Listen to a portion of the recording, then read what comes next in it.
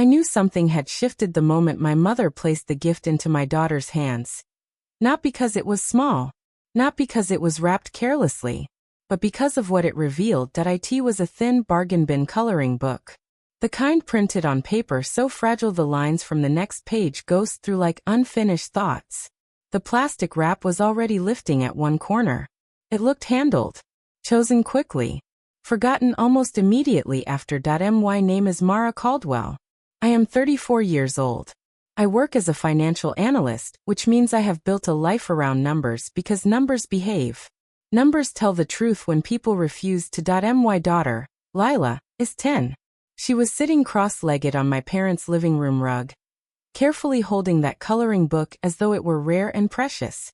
Across from her, her cousin Ethan tore into his birthday presents with the ferocity of a child who has never been denied anything.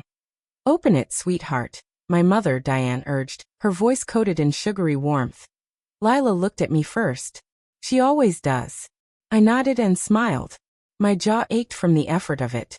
She peeled back the wrapping with reverence. "Thank you, Grandma," she whispered, "because gratitude is something I have made sure she never withholds, even when it is undeserved." "There are crayons in the bag," my mother added, already turning toward Ethan, who was shouting triumphantly over a limited edition gaming console that cost more than most people's monthly rent. I did the math without meaning to. The console was roughly $2,000 with accessories. The coloring book was one. It wasn't the money that hollowed me out. It was the pattern. Patterns are harder to forgive. The fracture did not happen in that room. It had been forming for decades. Growing up, I learned early that love in our house was distributed strategically. My younger brother, Ethan's father, had been the miracle son, the pride, the legacy. My sister, Clara, was the delicate one, the one who needed more. I was the capable one. Capable children are dangerous. They are assumed to require nothing. When Lila was born, I believed things would change. Grandchildren soften people. That's what everyone says. They didn't soften my mother. They sharpened her. The breaking point came 3 days after that party, when I logged into Lila's education fund. The number was wrong, not slightly wrong. Catastrophically wrong. $38,000 gone. Withdrawn. Authorized. I stared at the screen until my pulse steadied into something cold and deliberate. My parents had been co-signers on the account when I opened it years ago. I had trusted them. Trust is a luxury. I didn't confront them privately. I learned long ago that quiet confrontation becomes quiet dismissal.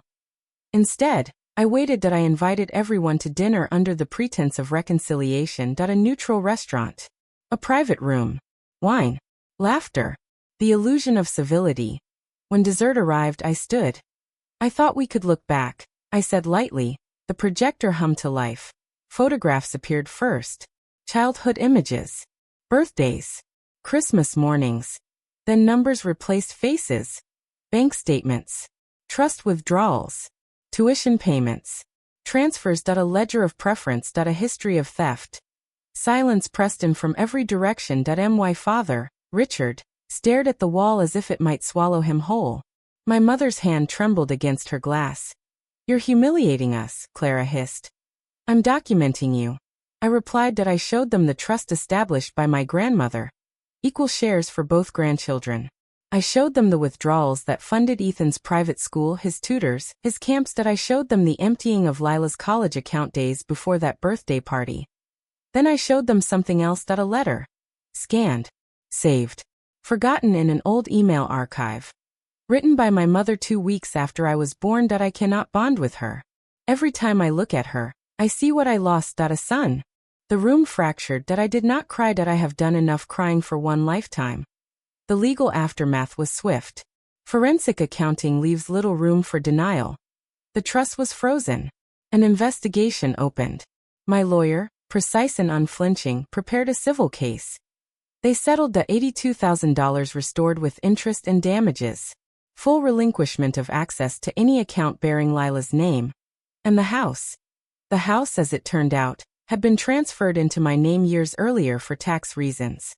They never told me that I sold it. They moved into a small apartment on the south side of town. Consequences often look like cruelty when you are the one facing them. Lila asked me one night, her voice small in the dark. Are we bad people? I sat beside her on the edge of her bed.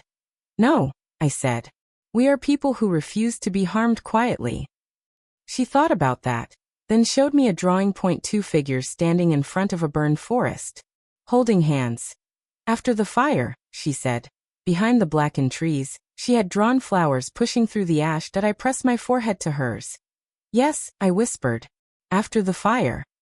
Months passed. The blog I began anonymously about financial manipulation and families gained traction. Letters poured in from strangers who had endured similar theft disguised as tradition. You are not crazy, I wrote back to them. You are not ungrateful. You are not wrong for protecting your children.